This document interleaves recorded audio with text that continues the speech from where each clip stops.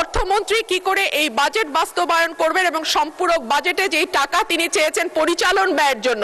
বাংলাদেশের জিডিপির আকার ৬৮ লক্ষ কোটি টাকা, জিডিপির প্রবৃদ্ধি মাত্র ৩.৪৯%, মূল্যস্ফীতি ৯.৫%, খেলাপি ঋণ মোট বিতরণকৃত ঋণের ৩৫.৭৩%, যেটা টাকার পরিমাণে এসে দাঁড়ায় ৬,৪৪,০০০ কোটি টাকা। সামগ্রিক ব্যাংকিং খাতে মূলধনের পর্যাপ্ততা ঋণাত্মকে গিয়ে দাঁড়িয়েছে, সেটি এখন ঋণাত্মক ২.৬৪%। বেসরকারি খাতে ঋণের প্রবৃদ্ধি কমতে কমতে ২২% থেকে নেমে দাঁড়িয়েছে ৫%।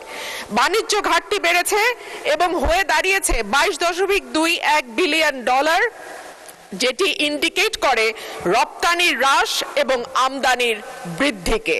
আগে যেটা ছিল ২২%। মাননীয় স্পিকার, শ্বেতপত্র বলছে বাংলাদেশ থেকে গত ১৫ বছরে পাচার হয়ে গেছে $২৩৪ বিলিয়ন, অর্থাৎ বছরে প্রায় ১৪ থেকে ১৬ বিলিয়ন ডলার পাচার হয়েছে।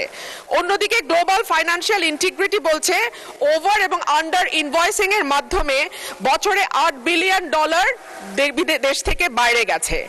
বাংলাদেশের ব্যাংককে রাজনৈতিক হাতিয়ার হিসেবে গত ১৫ বছরে ব্যবহার করা হয়েছে। যাদের দৃশ্যমান কোনো ব্যবসা নাই তাদেরকে ঋণ দেয়া হয়েছে, পরিবারের হাতে ব্যাংকগুলোকে একটির পর একটি তুলে দেয়া হয়েছে। রাজনৈতিক সিদ্ধান্তে সুদ হার ও ডলারের দাম ঠিক করা হয়েছে, ডলারের উপর চাপ কমাতে দাম ধরে রাখা হয়েছে। অন্যদিকে ১৮ থেকে ২০ বিলিয়ন ডলার এই খাত থেকে বিদেশে চলে গেছে। শেয়ার বাজার এবং কর ব্যবস্থাপনা উন্নত না হলে পুরো চাপ গিয়ে পড়বে ব্যাংক খাতের উপরে। আমরা জানি মাননীয় স্পিকার, বাংলাদেশে ঘাটতি বাজেট দেওয়ার একটি সংস্কৃতি আছে এবং এই ঘাটতি পূরণ হয় দেশের ব্যাংকগুলো থেকে ঋণ নিয়ে কিংবা বিদেশি ব্যাংক থেকে ঋণ বা অনুদানের মাধ্যমে। মাননীয় স্পিকার, ব্যাংক খাত যেখানে অলরেডি খেলাপি ঋণ বা মন্দ ঋণ মোট বিতরণকৃত ঋণের ৩৫% গিয়ে পৌঁছেছে, সেখানে এই ব্যাংকগুলো আর ব্যক্তি খাতে বিনিয়োগের জন্য কোনো ঋণ দেওয়ার অবস্থায় আছে কিনা সেটা একটি বড় প্রশ্ন।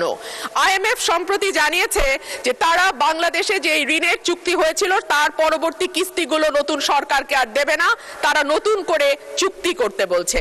সুতরাং এখন ঋণের দিকে আমাদের তাকাতে হবে চীন বা এরকম কোন দেশের দিকে। আমরা যখন কোনো ভিন্ন দেশ থেকে ঋণ নেই এডিবি, ওয়ার্ল্ড ব্যাংক বা IMF এর বাইরে গিয়ে, তখন দেখা যায় সেখানে সুদের হার অনেক বেশি থাকে এবং দ্রুত সময়ের মধ্যে সেটি পরিশোধেরও একটা চাপ থাকে।